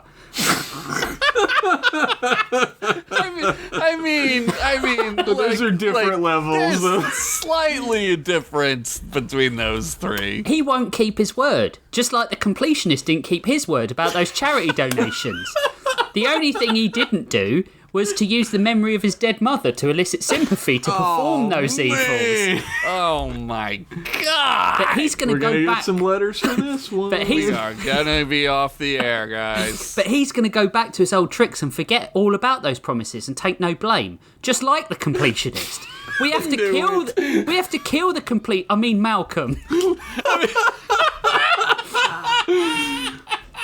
That is not the official stance. I'm already calling our lawyers are calling us. My phone is blowing the fuck up. I don't know how they knew, but they've been keeping tabs, I guess. What do you think, kid? Kellen asked the 4-year-old strapped to her back. He's not a nice doggy. Not like the ones at the park, little Kellen said, shaking her head before noticing Raph. Grandma isn't moving. Florgo put down the shovel and sat down in the dirt next to Kellen. Well, that's for sure going to fuck up the historians. Kellen wiped a tear off her face. They'll never find her. This whole continent will shift in 1,000 years or so. Jules Verne couldn't find her down there. She turned to the girl she had weirdly come to see as a daughter, the years allowing her to understand the complicated relationship she had had with Raph, with her own mother. She loved Raph in her own way. It was hard to both love yourself and hate yourself at the same time. Maybe that was the key. That's life, bitch. Maybe that was the key, not blaming herself for the whole universe's problems, allowing herself to be angry but not self-destructive, to forgive herself for those accidents. All these years she'd been punishing herself for all this, even though she wasn't the Kellen who had started it, and even though even that Kellen wasn't really to blame, only for starting a journey they couldn't see the consequences of. Wasn't she doing everything she could to get her friends back? How could she blame that first Kellen? She looked down at the kid and ruffled her hair. You okay, little rook? The word, the nickname Raph had given her as an infant, slipped out, but the kid didn't even note the meaning. She just shook her head. Thinking sad thoughts? The girl nodded. Your mum used to tell me we shouldn't really be sad, that death is a part of life, the destination. I think it's okay to be sad when people leave us. There's plenty of people I miss. Florgo nodded. Asher was a lot of things, but a philosopher she was not. He looked at the kid. But she was really tough and brave. Your dad was really funny, and Raph was really determined. What are we going to do now? Kellen took the bare helm she had hated for so many years and placed it on the pile of dirt. I'm going to teach little Rook here something Raph should have taught me long ago, and then we're going to rest up. She put the girl to bed in one of the tents, then set the other one up with Florgo. Set the other up with Florgo. I'm sorry, Florgo said suddenly. I know you've told me not to apologise, but I need to say how grateful I am you gave me another chance, that you believed in me when I told you the baby had fixed me, that she'd made me whole again. I was so full of rage and hate, and she cleansed me. But it would have been easy just to send me away, and Kellen kissed him, not really knowing why. She certainly didn't love him as anything other than a friend, but he appeared to need it, and heaven help her she could use some tenderness. He had stuck by her all this time when he could have just left. She pushed him into the remaining tent, followed him in, and zipped it shut behind them. Kellen dreamed she was a girl again, and Raph was teaching her... Wait. Go back to the part where they were in the tent together. I'm going to skip past that for tasteful reasons. Describe the wiener going into the orifice. Let's hear about the P and V here. Whatever I describe will not be as good as you can imagine. Oh, he's right. I'm fucking coming right now. Kellen dreamed she... I wish that's how you really came, John. I'm fucking coming right now. That's what I say. I'm fucking coming right now. That it is true. That is what he says. I won't say how I know that. Yeah, Rich knows. Kellen dreamed she was a girl again, and Raph was teaching her how to fight. She was failing, slapped around by Raph, but Kellen knew something was wrong, and as Raph wrapped her hands around Kellen's throat in a way that would have made David Carradine cream his pants... I'm fucking coming right now. She woke to find Malcolm's tentacles wrapped around her throat, lifting her into the air. He held little Rook in his paws, trapping her in an orb of energy she could not break free from. As she turned, she saw Florgo dead, impaled on one of his tentacles, his body hanging lifeless from the sharp appendage. I had sex once. He threw Kellen to the ground, her hands and face bloodied against the rock. You stupid little mortal, Malcolm said. I ain't messing here. I'm a long game player god, and you're just some little girl with ideas above her station. 4 years. 4 years you kept bringing me back, stopping me from achieving anything other than crawling away to lick my wounds. Well, now, I'm gonna leave you here and use the little one to do whatever I want. I'm gonna rearrange time and space in my own image. It'll be like Tim Burton's Planet of the Apes, but, you know, with dogs. A dog Abraham Lincoln? A dog Lincoln sitting on that chair thing. Michelangelo's dog vid. The kennels of Parliament. That picture of dogs playing poker, but... shit. It's people. But more dogs. He waddled over on his tentacles, dumping Florgo's open-eyed corpse next to her on the ground. His dead eyes bore into her, and she tried to turn away from his stare. Toodles, Malcolm said, and walked away in a cloud of darkness, leaving a bloodied and bruised Kellen alone. Kellen woke a few hours later, spitting dust and dirt from her older self's grave, panicking about her younger self. You think that was a hard sentence to understand, then try writing it, bitch. Damn, why are you so mad at me? She looked around and grabbed for Florgo, pulling his lifeless body over to her as she cried. Whispering sorry to him, she told herself that what she thought at Raph's burial, that she wasn't to blame for all this, that it was her predecessors that had started That was it. As pure and as crystallised a thought that there ever was, as simple as clear water. She crossed Florgo's arms across his chest, stood and brushed the dirt off her front. She took one last deep breath, kissed a goodbye to Florgo, and opened a rift. What in the blue sphincter of the devil is your problem, little girl? Malcolm said, as he turned the orb containing little Kellen over in his tentacles. I can make your whole existence one of pain, one of suffering. Or you can help me, like I offered the other Kellen, and you can have a lifetime timeline of your own, filled with jelly beans and plaiting hair, or whatever it is that floats little girls' boats, you little pissant.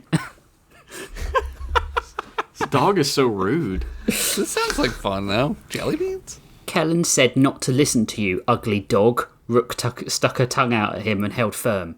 Malcolm was taken aback. Ugly? Ugly? I was Miss Underworld 486. I am bikini body ready, he bellowed. Kellen crouched in the shadows of whatever this place was. The boundaries of the room were luminescent, cascading energy, much the same as everything here, except Malcolm and Rook. Outside the transparent walls there was nothing but the infinite void of space, a black so dense not even starlight was visible. If it actually was space. I mean, while technically everything is in space, Kellen got the feeling that this actually wasn't, as if it was out of the frame of usual reference, where usual rules don't apply. Kinda like that place disgraced celebrities go before they come back as Christian and suffer no consequences for their actions. Damn. Eat that shit, Josh. You were like, everything's in space. Damn, he's got me. I know you're there, Kellen, Malcolm called into the dark. Didn't we do this dance already? She stood and walked slowly into the room, nodding at Rook. You okay, little one? The girl nodded back. I'm not here to fight you, Malcolm. Just to say goodbye. And to tell the little one here that I love her, and that I've figured out a way to bring her mum and her dad back. Kellen smiled. Malcolm bellowed with laughter.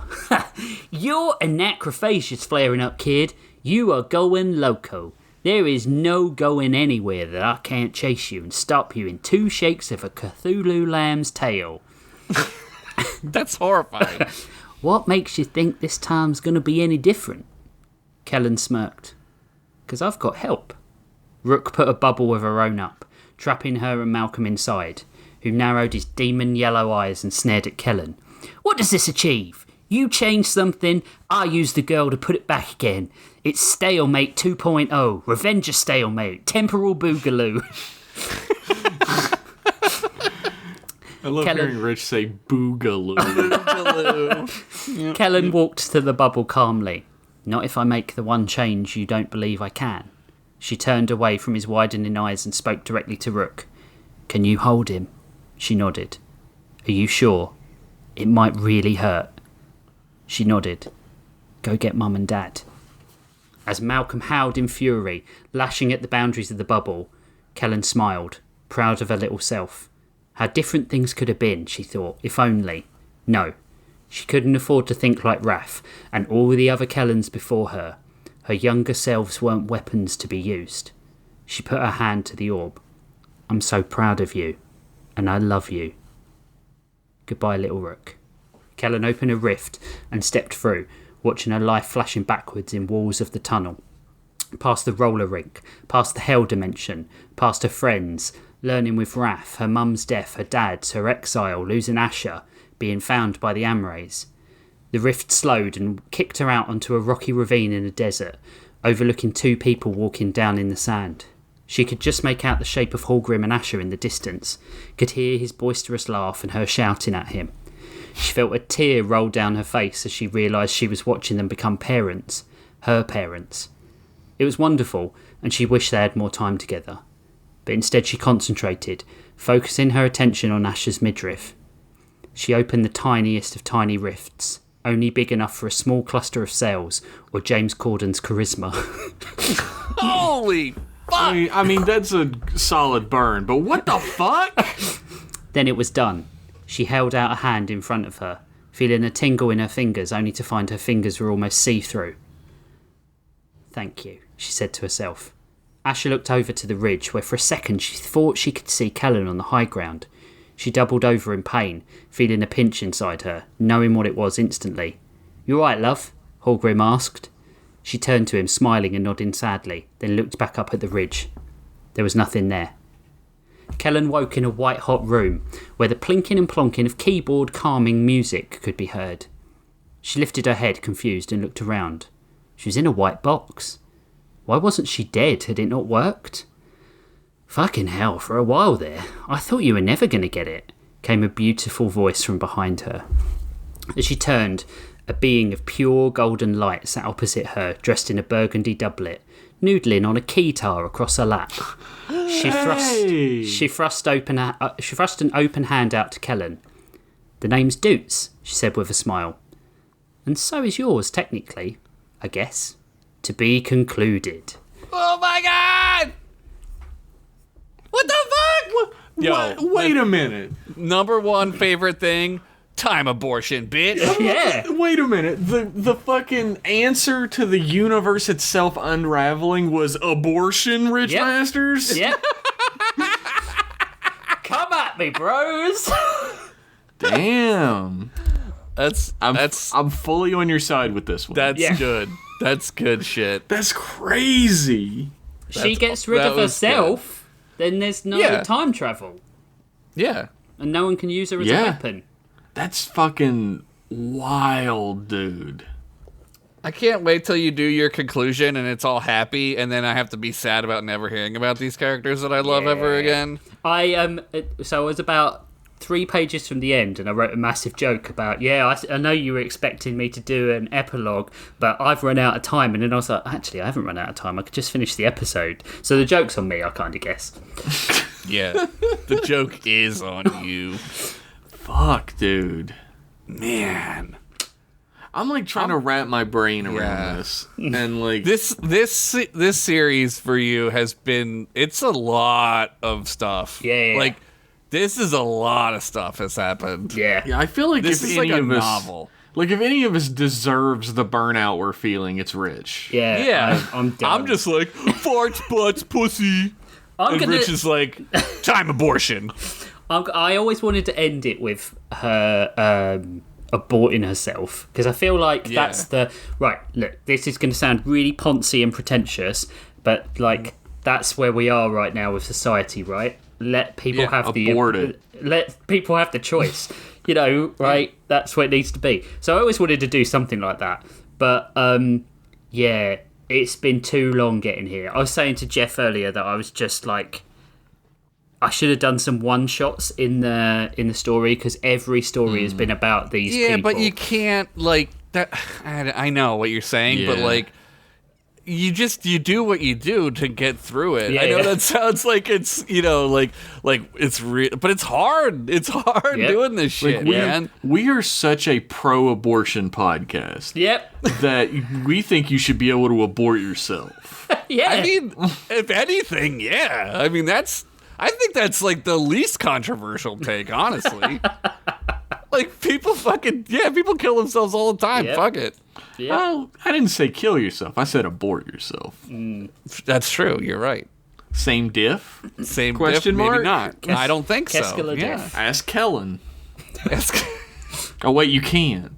Oh, she's gone. Look, Never I existed. think the most controversial thing in this episode was the truck nuts on the wheelbarrow. What a waste of a good idea. I loved Now, writing that was Benny stunning. Drobbins. Oh, thanks. I'm glad you like It it. was great. That was a stunning story. In every meaning of the word. yeah. It wasn't. Your fucking caveman thing Killed Brilliant. me. Fucking Absolutely brilliant. killed me. I did like the whole going back to Benny Drobbins' line many what times. was his caveman name? Bonk Birdurb. Birdurb. It's Bear Derb, wasn't it? Bear Derb, yeah. Bear Derb. 'Cause I was like, Barker. that's genius, because like he's named after a bear. And Yeah. his disgusting fucking caveman family are the Derbs. Yeah. Yeah. Bear Derb. Damn. Why Yeah. are you on this show, Rich? Yeah, I don't know. I haven't got He's too good. We don't deserve it. No. I did put a thing on the Patreon about when I started writing this story I was going to start writing it as a novel, like a long time ago. And so I put an excerpt of it on, and it is wild reading that back and thinking, oh, this was how it was going to be. Like, it was totally different. I imagine there weren't so many references to fucking people's mothers. Or weirdly there were more? I don't know. Well, you'll just have to read it to find out. My book presupposes that maybe there were more. Yeah. So there's going to be an epilogue next season, next episode. Where Josh and I are going to do some sort of endings for this season. I know where I'm going. Is it an ending, or is it like a leading into the next season ending? What the fuck do you think? I'm milking the fuck out of this. What was the cliffhanger last time? It's that they were on different timelines, wasn't it? Yes? Yes. That's going to be one I'm of the going to questions do now. wonderful on this quiz. Josh, in your story, what's the plot? I would like to pass. Jeff, you had 24, 26 episodes of writing this story. Why didn't you spread the exposition out over more than one episode? I'm calling my lawyer. This isn't a quiz question. Throw it in the trash. Yeah. We'll have to get Kevin to be really selective. Yeah. Nah, just ask them all. It's gonna be We great. can maybe have like a veto if all three of us veto the question. Yeah, if I'm it's... gonna drink. I'm gonna drink during this. Yeah, me too. I've already decided that it's going to be a drink. Have a little thought. celebratory champy. Yeah, that might be nice actually. Yeah, fuck it. Go get a 40. Fuck it. Who cares? Like we've said that this season has been a bit more challenging. I think it's because we've been, but not. I don't want to say we've been taking it more seriously than last season, but I feel like the stakes have gone up in our stories, right? I mean, it must be how on a micro scale, like how like TV writers feel when they're like 5 seasons into a show, right? Like, what the fuck do you do now? Well, we gotta do more, right? Like, Yeah. I know it does make me think like that's why they cut seasons short. That's why they're it feels like there's more content, but they don't do it. And Rich makes me feel like a fraud. What? Because it just came out of nowhere. he's like, oh, I'm like really burnt out after this season, and I'm like, oh yeah, me too. Rich has written a story that has gone from episode 1 to the final episode of the season and been one continuous storyline that he had to craft meticulously. And I just fucking throw in a Candle Cousins or a Frankenstein PI when I get bored. But it doesn't. Yeah.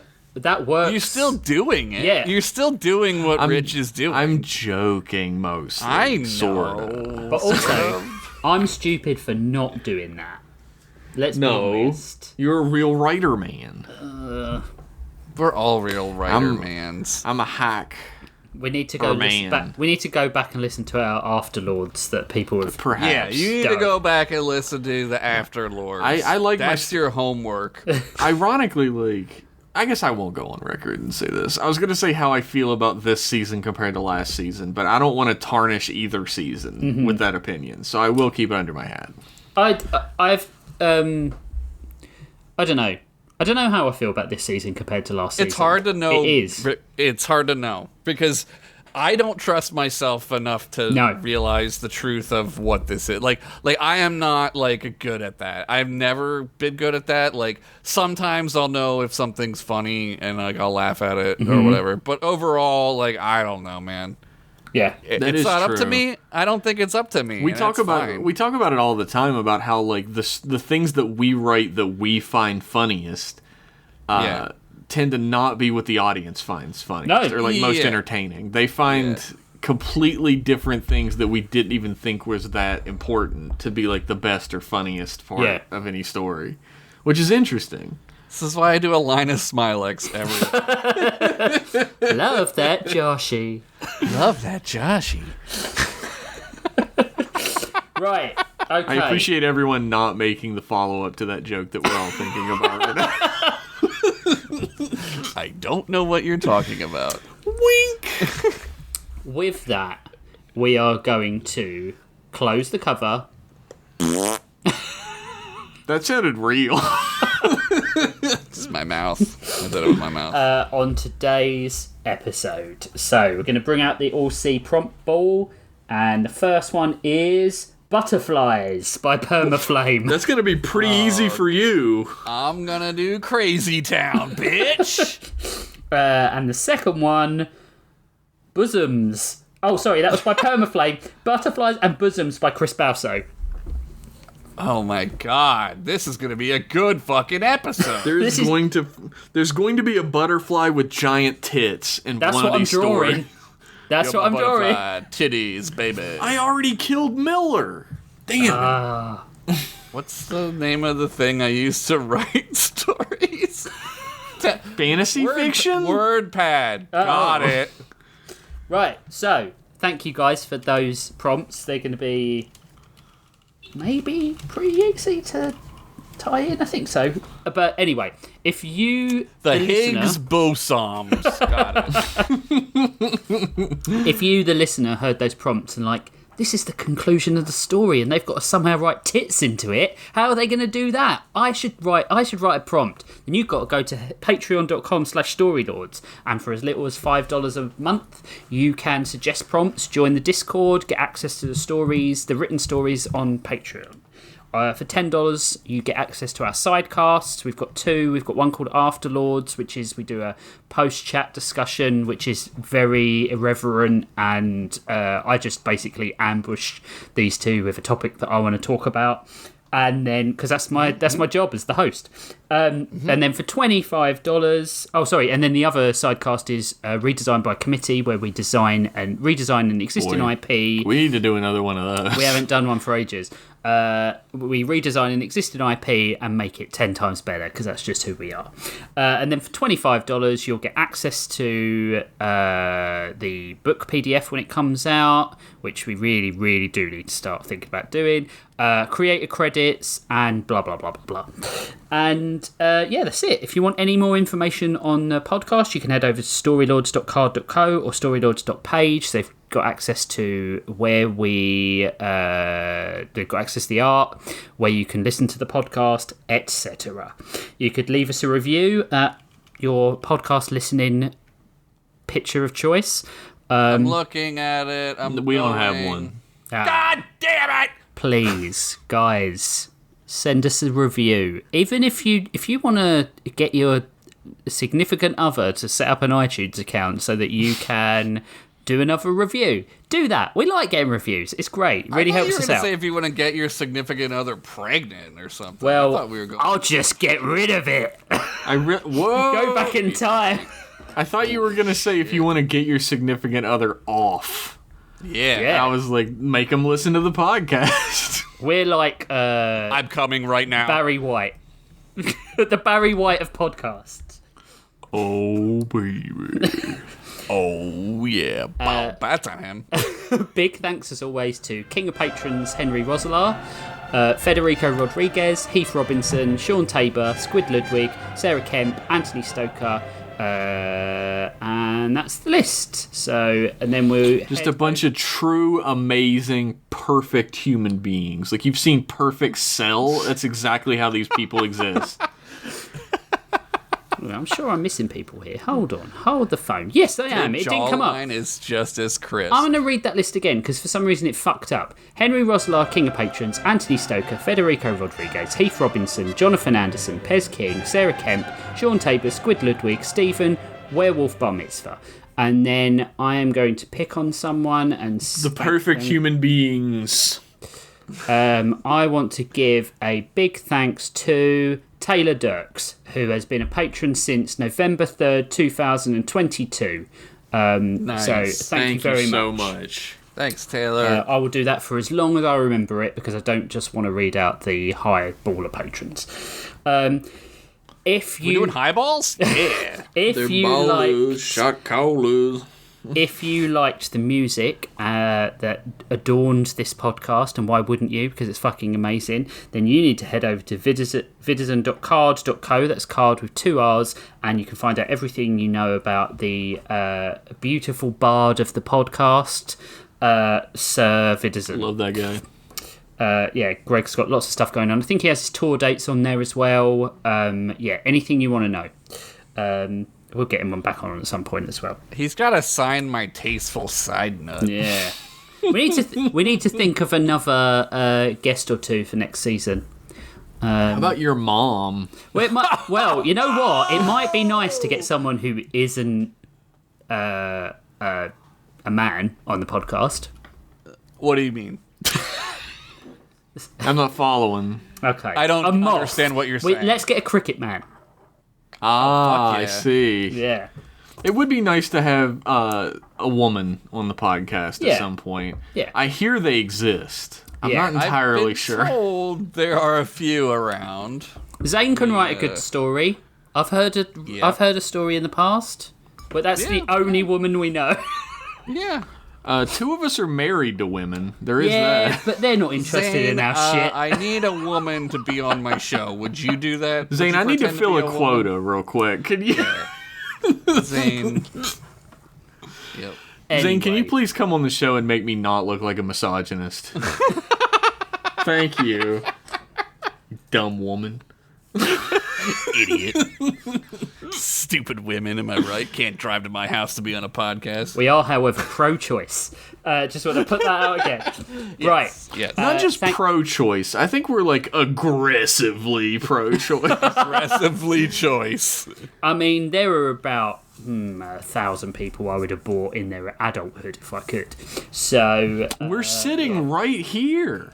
Yeah, I well, don't be understand. better. Damn. I He's got don't- us. I don't know. I'm related to the Drubbins. I can't be better. Josh Drubbin. As always, thank you very much for listening. We couldn't do it without you, and wouldn't do it without you because there'd be no point. Anyway, we'll see you in 2 weeks. We love you. Bye. Bye, everybody.